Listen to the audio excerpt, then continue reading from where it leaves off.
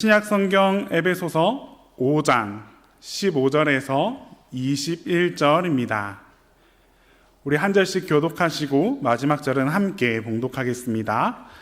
그런즉 너희가 어떻게 행할지를 자세히 주의하여 지혜 없는 자 같이 하지 말고 오직 지혜 있는 자 같이 하여 세월을 아끼라 때가 악하니라.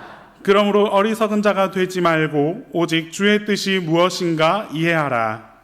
술을 취하지 말라. 이는 방탕한 것이니 오직 성령으로 충만함을 받으라. 시와 찬송과 신령한 노래들로 서로 화답하며 너희의 마음으로 주께 노래하며 찬송하며 범사에 우리 주 예수 그리스도의 이름으로 항상 아버지 하나님께 감사하며 함께 보시겠습니다.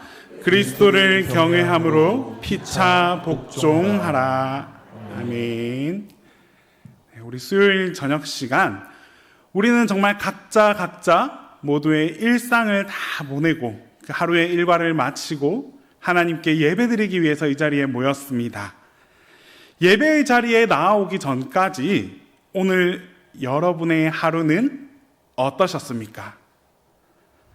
하루가 너무 바빠서 벌써 피곤이 가득한 그런 분들도 계시고 또 어떤 분들은 반대로 반복되는 일상 가운데에서 조금은 무료하셨던 분도 계실 것입니다. 그러면 혹시 여러분들 중에 아침에 일어나서 잠자리에 들기까지 하루 24시간이라는 그 시간을 어떻게 보냈는지 매일 스스로 돌아보는, 점검해 보시는 분이 혹시 계십니까? 한 분 계셨습니다. 저는 기억이 나지 않습니다. 직장에서, 가정에서 또 이런저런 일들을 다 하나씩 처리하다 보면 하루가 정말 어떻게 지나갔는지 참 빨리 스쳐 지나간 것 같을 때가 참 많이 있습니다. 그렇게 하루가 훌쩍 지나가고 또 한 달, 1년 그런 시간들이 너무 쏜살같이 그냥 훌쩍 지나가 버립니다. 여러분에게 하나 흥미로운 통계를 소개해드리고자 합니다. 오늘날 현대인들이 하루에 이 스마트폰을 손에 쥐고 있는 시간이 얼마나 되겠습니까? 지금 또 쥐고 계신 분도 계시고 스마트폰을 쥐고 계신 시간, 하루에 나는 어느 정도 시간을 이 폰과 함께 하고 계시겠습니까? 30분 혹시 계십니까? 30분? 1시간? 1시간? 물론 개인차가 있겠지만 평균적으로 한번 따져봤습니다. 학생도 있고 어른도 있고 모두를 이렇게 해서 한번 평균적으로 살펴보니까 무려 하루에 약 5시간이라고 합니다. 1년으로 환산하면 76일입니다. 1년 365일 중에 무려 76일을 스마트폰을 보는 데 사용한다라는 사실입니다.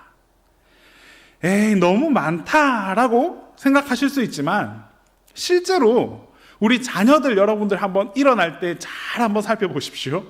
일어나자마자 제일 먼저 찾는 것이 무엇일까요? 휴대폰. 자기 직전까지 붙들고 있는 게 무엇일까요? 휴대폰. 군인들도 붙들고 있는 게 무엇일까요? 휴대폰. 모두가 다 이처럼 휴대폰과 함께하는 삶에 너무나 익숙해져 버렸습니다.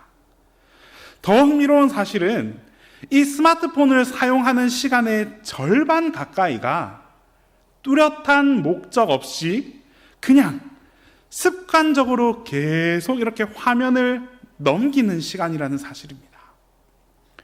유튜브에 재미있는 영상이 있는지 없는지 계속 올려보고요. 젊은 사람들은 하루에 몇 번씩 SNS에 들어가서 습관적으로 이 휴대폰을 확인합니다. 심지어 저희 아들도 요거 합니다. 22개월짜리가 이러고 있습니다. 아무런 목적도 이유도 없이 그냥 자연스럽게 그렇게 휴대폰과 가까이져 버렸는데 지하철 타보시면 여러분들 바로 아실 수 있을 거예요. 두 종류의 사람이 딱 있죠. 눈 감고 주무시는 분이나 눈 뜨고 휴대폰 보는 분. 이처럼 휴대폰이 우리하고 너무나 가까워졌는데 이 통계를 소개하면서 이제 우리 모두 스마트폰을 좀 덜 봅시다 라는 이야기를 하고자 하는 게 아닙니다. 사도 바울이 오늘 우리에게 던지는 질문이 바로 이것입니다. 너희는 지금 어떻게 살고 있느냐? 바울은 에베소 교회 성도들에게 그리고 오늘 우리들에게 지혜 있는 자로 살아가라, 세월을 아끼고 주의 뜻을 이해하라, 성령으로 충만함을 받으라 라고 말하고 있습니다. 여러분, 이번 우리 수요 말씀 사경의 주제가 무엇입니까? 가정과 교회를 든든하게 세우는 에베소서입니다. 그런데 이 가정과 교회를 든든하게 세워가려면 가장 먼저 달라져야 할, 변화되어야 될 한 가지가 있습니다. 바울은 그 변화의 시작을 어디에서부터 찾아냈느냐 하면 바로 우리 각자 한 사람 한 사람이 먼저 달라져야 한다라고 말하고 있습니다. 내가 어떻게 살고 있는지, 오늘 하루를 어떻게 쓰고 있는지, 무엇을 향해 우리가 걸어가고 있는지가 달라질 때, 그때 비로소 우리 가정도 달라지고 교회가 달라질 수 있다라고 말합니다. 오늘 본문 에베소서 이 5장 15절에서 21절은 그럼 어떻게 하면 내가 변화될 수 있는지, 어떻게 하면 교회와 가정을 변화되기 위해서 내가 먼저 변화될 수 있는지에 대해서 분명하게 말씀해 주고 계십니다. 먼저 본문은 우리에게 지혜 있는 자로 살아가라 라고 말씀합니다.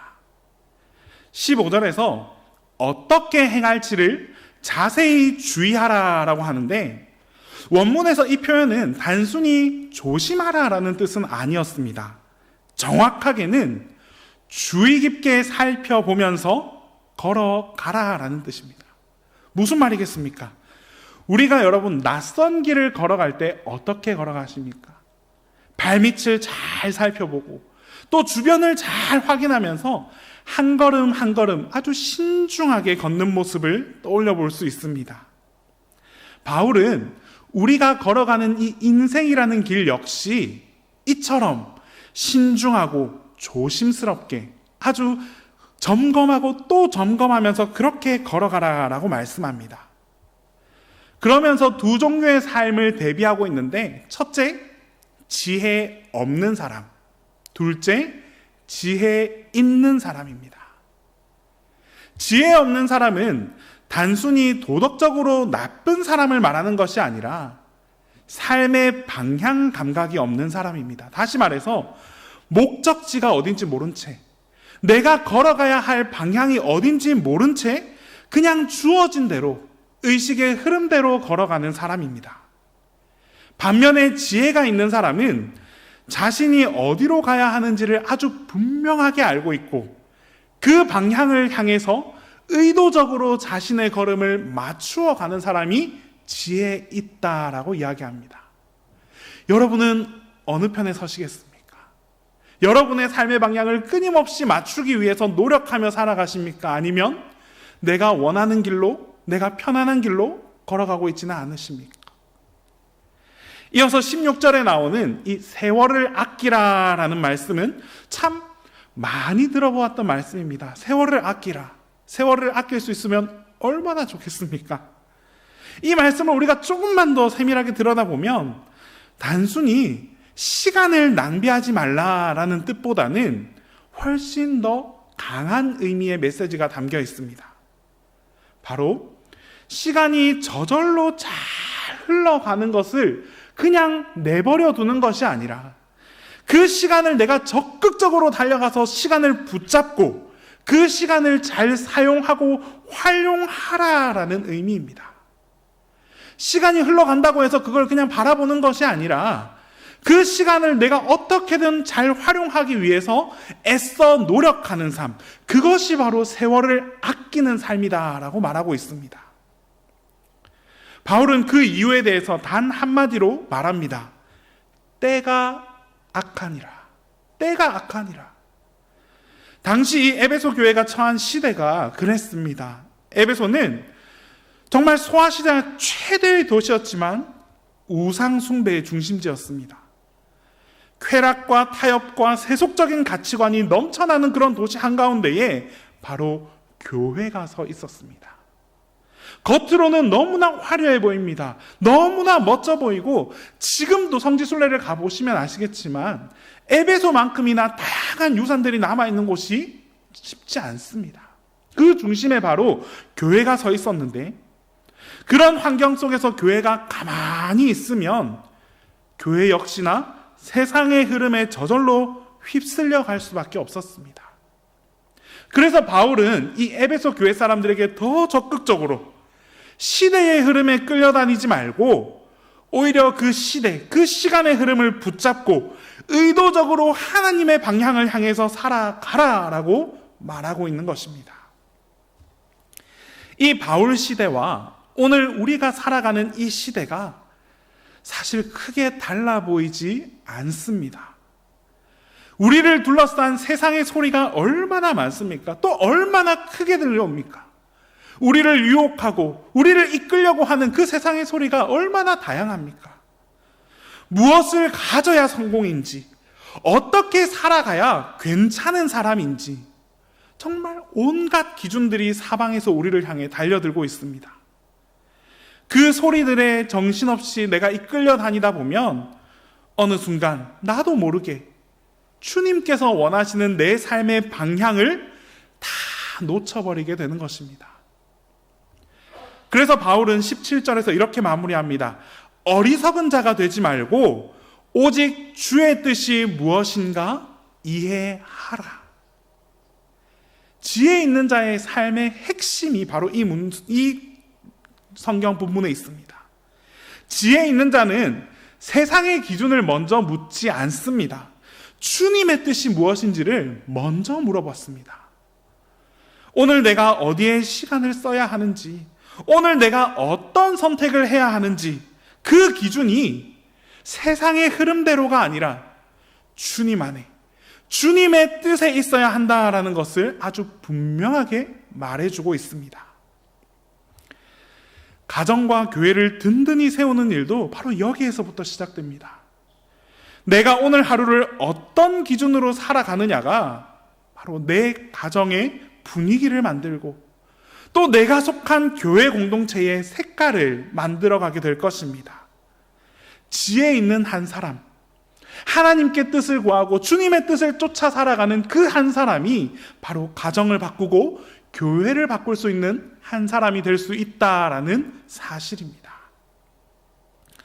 여러분, 이처럼 지혜 있는 자로 살아가라 라는 이 말씀이 참 머리로는 이해가 쉽습니다. 그런데 우리가 막상 일상으로 돌아가 보면 참 그만큼 힘든 게 또 지혜 있는 삶으로 살아가는 것인 것 같습니다. 그게 우리 신앙생활의 솔직한 현실적인 모습이기도 합니다. 한 가지 질문을 드려보겠습니다. 여러분은 매일 저녁에 집에 들어가시면서 가족들을 만나서 제일 먼저 하는 한마디의 인사가 무엇입니까? 문을 딱 열고 들어가서 가족들에게 전하는 첫 번째 인사말. 밥 묻나?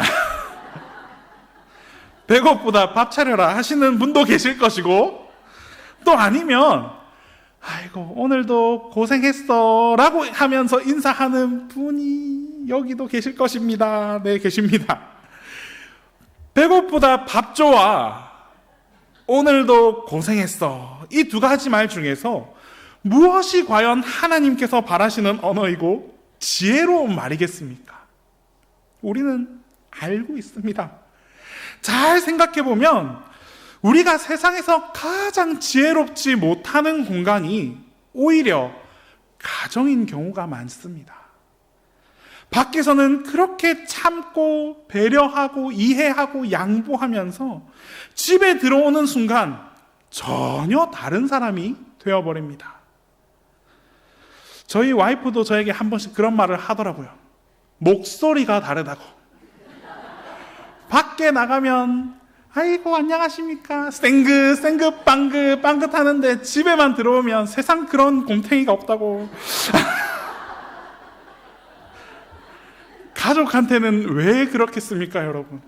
어떻게 보면 그만큼 편하다라는 뜻이기도 하지만 또 다른 한편은 가정에서만큼은 지혜를 내려놓고 산다라는 것을 의미하기도 합니다.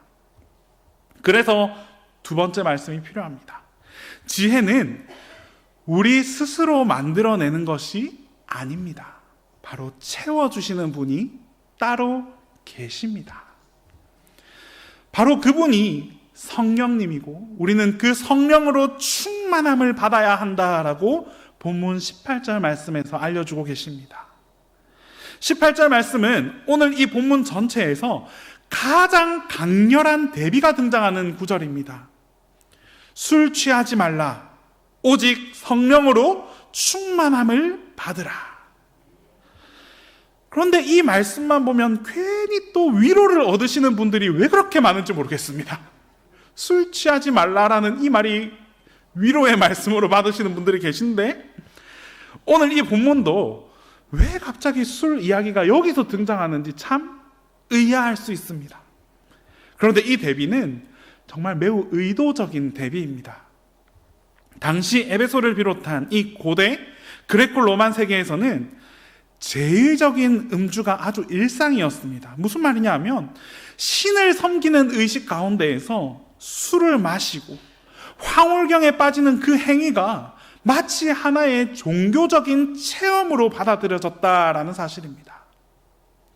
바울은 이런 문화적인 배경을 정확하게 겨냥해서 지적하고 있습니다. 술에 취해서 무언가에 지배당하는 삶이 아니라 무엇에? 성령에 충만하여 하나님의 통치 안에 사는 삶을 살아가라라고 말씀하는 것입니다. 여기서 이 충만함을 받으라라는 이 짧은 문장의 표현을 우리가 조금 더 세밀하게 살펴보면 원문에서는 이 충만함을 받으라라는 말의 어휘가 문법적으로 현재 수동태 명령형이라고 말하고 있습니다. 어렵죠? 현재 수동태 명령어. 왜 굳이 이 현재 수동태 명령어를 말하는데 그 이유가 있냐 하면 그만큼 여기에는 중요한 의미가 담겨 있기 때문입니다. 먼저 수동태라는 것이 무엇입니까? 성령 충만이 내가 스스로 만들어내는 것이 아니라 누군가로부터 받는 것임을 뜻합니다. 내 열심으로, 내 의지로, 내 노력으로 만들어내는 것이 아니라 오직 하나님으로부터 주어진다라는 것을 말씀해주고 있는 것입니다. 그러면 이어서 현재 시제는 무엇을 의미하겠습니까? 바로 성령 충만이 한 번의 경험으로 끝나는 것이 아니라 계속적으로 우리에게 이어져야 한다는 것을 의미합니다. 한 번 성령을 받았다고 해서 내가 다 받았다라고 누리는 것이 아니라 매 순간 매일매일 새롭게 채워져야 하는 것, 오늘 현재가 충만해져야 하는 것, 그것이 바로 성령 충만이다라는 것입니다. 그리고 마지막으로 명령형이라는 것은 이것이 우리의 선택 상황이 아니다라는 것입니다. 우리의 선택이 아니라 성령 충만은 모든 성도에게 주어진 하나님의 명령이고 우리 모든 성도가 누려야 할 삶의 방식입니다. 이것이 바로 성령으로 충만함을 받으라라는 말씀의 핵심적인 의미입니다. 바울은 이런 성령 충만한 삶의 실제에 대해서도 19절에서 21절 말씀을 통해서 다 알려주고 있습니다. 바로 예배와 감사와 섬김의 삶입니다. 시와 찬송으로 서로 화답하고 범사에 감사하며 피차 복종하는 삶이 성령 충만함을 받는 삶이다라는 것을 알려주고 있습니다. 우리는 종종 이런 실수를 합니다. 성령 충만하면 정말 어떤 특별한 집회나 특별한 경험과 연결지어서 생각하는 경우가 많이 있습니다. 물론 하나님께서는 어떤 그런 특별한 순간에 아주 강력하게 역사하실 때가 있습니다. 그러나 바울이 여기서 말하는 성령 충만은 그보다는 훨씬 더 일상적이고 훨씬 더 우리 곁에 가까이 있는 충만함을 말합니다. 다시 말해서 매일 아침 오늘 하루도 주님 앞에서 살아가겠습니다. 이렇게 마음을 열고 나아가는 것에서부터 성령 충만이 시작된다라는 것입니다. 말씀 앞에 무릎 꿇고 기도의 자리를 묵묵히 지켜내면서 내 뜻보다 하나님의 뜻을 먼저 구하는 삶, 그 삶의 방향이 성령 충만의 실제적인 삶이다라는 말씀입니다. 여기서 한 가지 아주 중요한 사실이 있습니다. 성령 충만과 무엇을 대비했습니까? 술의 취함을 서로 대비시켰습니다. 여기서 바울이 공통적으로 가리키는 것은 바로 무엇에 의해 지배를 받느냐의 문제입니다. 무엇에 의해서 지배받고 있느냐? 술에 취한 사람은 술의 지배를 받습니다. 자기 의지대로 살아갈 수가 없습니다. 판단력이 흐려지고 말과 행동이 다 달라집니다. 반대로 성령으로 충만한 사람은 바로 성령의 인도하심을 받습니다. 내 감정이 아니라 성령의 평안이 내 삶을 앞서 인도해 주시고, 내 고집이 아니라 성령님의 그 지혜가 나를 앞서 인도해 주십니다. 결국 오늘 본문이 묻는 것은 이것입니다. 나는 무엇에 의해서 지배받으며 살아가고 있습니까? 가정 안에서도 이 질문을 던져볼 수 있습니다. 배우자를 향해 내 감정과 내 주장이 앞서는 사람과 성령의 온유함이 앞서는 사람은 전혀 다른 가정의 모습을 만들어냅니다. 자녀를 향해서 내 기대와 내 뜻이 먼저 강요되는 부모님의 모습과 성령님의 지혜를 구하는 부모님의 모습은 전혀 다른 분위기를 만들어냅니다. 교회 안에서도 마찬가지입니다. 성령으로 충만한 성도 한 사람이 바로 이 공동체 전체의 온도를 바꾸어 놓습니다. 성령 충만은 나 혼자, 나만이 겪는 좋은 경험으로 끝나는 것이 결코 아닙니다. 내가 속한 가정과 내가 속한 교회 공동체로 저절로 흘러나가는 것, 그게 바로 성령 충만함을 입은 사람이 보내주는 선한 영향력일 것입니다. 성령 충만을 구하는 것은 대단한 사람만, 능력 있는 사람만이 할 수 있는 것이 결코 아닙니다. 바로 오늘 이 자리에서 지금 이 순간에 주님, 제 안을 성령으로 충만케 채워주시옵소서라고 조용히 마음의 문을 열 수 있는 사람, 바로 그 모습, 그 행위로부터 성령 충만이 시작될 수 있습니다. 그 문을 주님께 열어줄 수 있는 사람, 그 사람에게 성령님께서는 반드시 충만하게 임재하여 주실 것입니다. 끝으로 오늘 바울은 감사와 복종으로 이 공동체를 세워가라 라고 말씀합니다. 자, 지혜 있는 삶을 살아라 라고 했고 성령으로 충만하라 라고 말했습니다. 그런데 그 이후에 바울이 보여주는 장면이 무엇인지 아십니까? 찬양하고 감사하고 서로 복종하는 정말 평범한 일상의 모습이었습니다. 하나님 나라는 저 멀리 있는 것이 아니라 우리의 평범한 하루하루 속에서 만들어진다라는 사실을 바울은 너무나도 잘 알고 있었습니다. 찬양과 감사와 복종이라는 이 세 가지는 서로 분리된 덕목이 아니라 하나의 삶에서 자연스럽게 흘러나오는 세 가지의 모습입니다. 먼저 19절 말씀으로 찬양에 대해서 이렇게 말씀합니다. 시와 찬송과 신령한 노래들로 서로 화답하며. 서로 화답한다라는 것은 일방적인 선포가 아닙니다. 내가 먼저 하나님의 선하심을 고백하면 옆에 있는 형제자매가 그것을 받아서 그대로 이어가는 것입니다. 오늘 주사랑 찬양대가 앉았다 일어났다 월요일 화요일 하고 찬양을 드리니까 우리 모두가 기뻐서 하나님을 노래하는 이유를 발견하게 되더라라는 겁니다. 이게 바로 이 찬양의 힘이고 공동체를 하나로 묶는 가장 강력한 언어입니다, 여러분. 말로는 전하기 어려운 것들이 우리가 부르는 이 노래 안에서는 자연스럽게 전달될 수 있습니다. 같은 가사를 함께 부를 때, 같은 찬양의 가사를 우리가 함께 고백하게 될 때 우리는 한마음 한뜻으로 같은 고백을 주님께 화답하며 올려드릴 수 있다라는 사실입니다. 얼마나 찬양이 좋은 것입니까, 여러분? 나 혼자 고백하는 것이 아니라 우리 모두가 이 공간을 가득 채워서 한 목소리로 하나님께 고백할 수 있는 것, 그것이 바로 찬양의 힘이고 찬양의 핵심 가치다라는 사실입니다. 다음은 20절에서 감사를 말하고 있습니다. 감사. 범사에 감사하라라고 말씀합니다. 모든 일이 다 감사할 수 있는 상황일 때만 감사하는 것이 아닙니다. 기쁜 일에도 힘든 일에도 이해할 수 없는 일에도 감사할 수 있어야 합니다. 감정의 기복과 전혀 관계없이 내 삶의 중심에 항상 감사라는 두 가지, 이 두 글자를 마음에 새길 수 있는 것, 그것이 우리에게 필요하다라는 말입니다.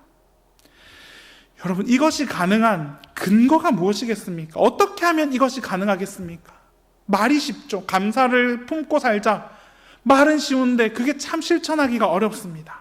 그런데 주 예수 그리스도의 이름으로라는 표현이 우리 안에 심겨진다면, 주 예수 그리스도의 이름으로라는 표현이 우리 안에 가득하다면 감사의 삶을 살아낼 수 있습니다. 예수 그리스도 안에서 우리는 이미 가장 큰 선물을 받은 자들입니다. 죄사함과 구원과 영생까지도, 하나님의 자녀됨이라는 이 선물까지도 우리는 다 받았습니다.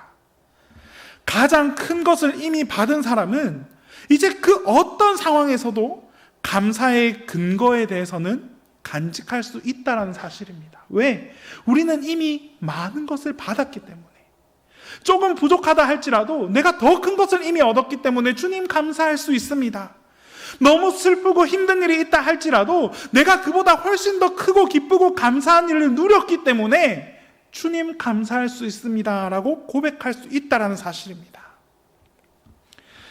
여러분, 우리 가정 안에서 이 감사가 사라져버리면 어떻게 되겠습니까? 당연한 것들이 쌓이고 이 당연한 것은 불만으로 이어지기 쉽습니다. 서로를 바라볼 때 이제 부족한 점이 먼저 보이고 있는 것보다 없는 것이 먼저 눈에 들어옵니다. 결혼 초에는 정말 그렇게 감사했던 많은 일들이 세월이 지나면서 이제 어느 순간 당연한 일들이 되어버립니다. 아침에 밥을 차려주는 것도, 퇴근하고 아침에 밥을 차려주는 것 정말 대단한 일입니다, 여러분. 퇴근하고 돌아오는 것도, 곁에 있다는 것도 너무나 감사한 일이었지 않습니까? 그런데 이제 어느 순간부터는 감사가 아니라 당연함이 되어버립니다. 그리고 이 당연함이 쌓여서 이제 곁에 있는 게 감사가 아니라 왜 그렇게 밉습니까? 라고 이야기할 수도 있습니다. 그러나 이 가정 안에 감사가 살아있으면 작은 것들이 새롭게 보이기 시작합니다. 오늘 함께 식사할 수 있어서 감사하고, 퇴근하고 돌아와서 마주할 수 있다는 것이 감사하고, 곁에 있다는 것 그 자체가 감사가 될 수 있습니다. 이처럼 감사하는 가정이 곧 행복한 가정입니다. 감사하는 성도들이 모인 교회가 가장 건강하고 든든한 교회입니다. 마지막으로 우리 21절에는 복종에 대해서 말씀합니다. 그리스도를 경외함으로 피차 복종하라. 이 구절은 에베소서 이 5장 후반부부터 6장까지 이어지는 가정윤리 전체에 대한 서문이자 핵심 원리입니다. 바울이 이어서 이 아내와 남편의 관계, 자녀와 부모의 관계, 종과 주인의 관계를 이야기하는데, 그 모든 관계의 가장 밑바닥에 놓여 있는 핵심이 되는 원리가 바로 이 피차 복종입니다. 여러분, 그냥 복종이 아닙니다. 피차 복종입니다. 피차는 무엇입니까? 일방적인 것이 아닙니다. 서로가 서로에게입니다. 흔히 우리가 이 복종이라는 단어를 잘못 들으면 뭔가 누군가가 일방적으로 눌리는 느낌을 듭니다. 그거 하면 안 돼, 하지 마, 하늘 같은 남편이, 이게 복종이 되어서는 안 됩니다, 여러분. 바울이 말하는 복종은 서로가 서로에게 먼저 낮아지는 복종입니다. 내가 먼저 낮아지고 상대방도 먼저 낮아지는 관계, 이것이 바로 피차 복종입니다. 이 복종의 근거는 무엇이겠습니까? 내가 바라보는 상대방이 훌륭해서가 아닙니다. 내가 상대방을 존중해서 나를 낮추는 것 또한 아닙니다. 반대로 상대방이 먼저 나를 섬겨서도 아닙니다. 이 피차 복종이 가능한 것은 바로 그리스도를 경외함으로부터 시작됩니다. 내가 그리스도 앞에 서 있다는 사실이 내가 이 관계 안에서 먼저 낮아질 수 있는 힘의 근거가 되는 것입니다. 그리스도가 누구신지를 깊이 알면 알수록 그분 앞에서 내 자아는 점점 작아질 수 있습니다. 그렇게 내 자아가 작아질 때 비로소 이제 내 옆에 있는 사람, 상대방을 위해서 내가 조금 더 낮아질 수 있다는 사실입니다. 여러분, 우리 가정 안에서 갈등이 생기는 근본적인 이유가 어디에 있습니까? 서로가 서로에게 요구하기 때문입니다. 치약은 끝에서부터 짜라. 휴지를 다 썼으면 꼭 갈아 놓아라. 수건은 이렇게 우리 집 이야기가 아닙니다, 여러분. 다 내가 먼저 섬김을 받아야 한다라고 생각하기 때문입니다. 내가 더 많이 희생했다라고 생각하기 때문입니다. 이런 계산이 시작되는 순간 가정 안에는 조금씩 균열이 나타납니다. 바울이 말하는 가정은 서로가 그리스도를 경외하는 마음으로 먼저 낮아질 수 있는 가정입니다. 남편이 그리스도를 경외하는 마음으로 아내를 섬기고 아내가 그리스도를 경외하는 마음으로 남편을 존중할 때 바로 그 가정은 그리스도의 이름으로 달라질 수 있습니다. 부모가 그리스도를 경외하는 마음으로 자녀를 대해주고 자녀 또한 그리스도를 경외하는 마음으로 부모님을 존경하게 될 때 자녀들은 그 부모님의 모습을 통해서 하나님을 배울 수 있게 되는 것입니다. 우리 교회 공동체도 마찬가지입니다. 서로가 서로에게 계속 요구만 하게 되면 그 공동체는 지쳐버립니다. 저 사람이 먼저 사과해야지, 저분이 먼저 섬겨야지, 이런 마음이 공동체 안에 흐를 때 공동체는 점점 서서히 무너질 수밖에 없습니다. 그러나 서로가 서로를 그리스도를 경외하는 마음으로 먼저 섬기려 할 때 공동체는 다시 일어설 수 있습니다. 피차 복종은 연약한 것과는 전혀 다릅니다. 오히려 그리스도를 깊이 사랑할 수 있는, 깊이 경험하고 깨달을 수 있는 바로 그 사람만이 할 수 있는 가장 강력한 신앙의 실천이 될 수 있다는 사실입니다. 여러분, 바울은 오늘 우리에게 세 가지를 말했습니다. 지혜 있는 자로 살아가라. 성령으로 충만함을 받으라. 감사와 복종으로 공동체를 세우라. 이 세 가지는 다시 하나로 연결됩니다. 주님의 뜻을 중심에 두고 성령의 인도하심을 받으며 공동체 안에서 그 삶을 함께 살아내라라는 것입니다. 가정과 교회를 든든히 세우는 일은 거창한 계획에서 시작되지 않습니다. 오늘 하루 내가 어디에 먼저 무릎을 꿇는가에서부터 시작됩니다. 오늘 이 저녁에 내가 가정으로 돌아갈 때 어떤 마음을 품고 문을 열어보는가에서 시작됩니다. 오늘 이 예배의 자리에서 내 안에 성령 충만함을 구하는 것, 그런 사소한 일상 속에서 시작된다라는 것입니다. 이제 우리가 이 주님의 뜻을 간구하고 주님께 가까이 나아가면서 성령으로 가득 채워지게 될 때 우리의 가정과 우리의 교회가 반드시 든든하게 세워질 것입니다. 우리 이 시간 이 말씀을 기억하면서 함께 찬양하겠습니다.